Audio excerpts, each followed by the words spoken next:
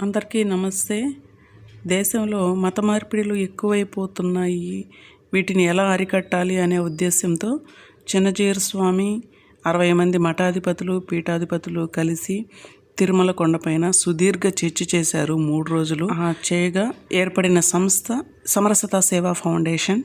రాష్ట్ర, జోనల్, జిల్లా, ఖండ, మండల, గ్రామ స్థాయిలో కన్వీనర్లు, ధర్మ ప్రచారకులు ఏర్పడి గ్రామాలు తిరుగుతూ ఎస్సీ ఎస్టీ కాలనీల్లో గుడులు లేని దగ్గర రాష్ట్రమంతా 850 గుడిలు కట్టించి ఆ గుడి కేంద్రంగా బాల వికాస్ కేంద్రాలు ఏర్పరిచి పిల్లలకి ధర్మాన్ని గురించి చెప్పేవాళ్ళు లేక మత మార్పిడులు ఎక్కువైపోతున్నాయని పిల్లలకి ధర్మాన్ని గురించి తెలియజేస్తూ అన్ని గ్రామాల్లో కమిటీ మెంబర్స్ని ఏర్పరిచి వారం భజన, 2వ శనివారం సత్సంగం, ప్రతి ఏకాదశికి నగర సంకీర్తన, ప్రతి పౌర్ణమికి సామూహిక హారతి, నెలకు ఒకసారి గ్రామ ధార్మిక జట్టు సమావేశం, ఇలా అన్ని కార్యక్రమాలను నిర్వహిస్తూ ఇప్పటి వరకు మతం మారి వెళ్ళిన వాళ్ళని 25,000 మందిని వెనక్కి తీసుకురావడం జరిగింది. మతం మారకూడదు, మారితే ఎలాంటి ప్రమాదాలు ఉన్నాయో తెలియజేస్తూ వెళ్ళిన వాళ్ళని వెనక్కి తెచ్చే కార్యక్రమం చేస్తున్నాము. ఇందులో మాతాజీలకు జీతాలు ఇవ్వాలి, ధర్మ ప్రచారకులకు ఫుల్ టైం వర్క్ చేస్తారు కాబట్టి వాళ్ళకు కూడా జీతాలు ఇవ్వాలి. గ్రామాల్లో తిరుగుతూ సంవత్సరం అంతా మేము సేవా దృక్పథంతో పనిచేస్తూ ఉంటాము. సంస్థ నడవడం కోసం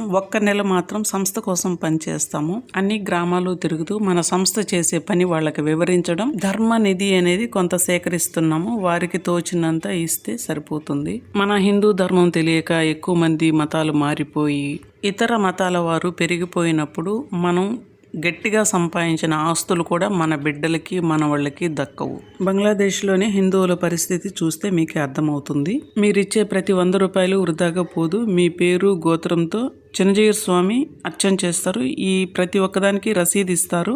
కొందరు వాళ్ళ మత రక్షణ కోసం దశంభాగాలు తీస్తున్నారు. మీరు అంత కాకపోయినా మీ వంతు సహకారాన్ని అందించండి. మన ధర్మం కోసం ఇక్కడ స్క్రీన్ మీద కనిపిస్తున్న ఈ నంబర్కి ఫోన్పే చేసి స్క్రీన్ షాట్ పెట్టగలరు.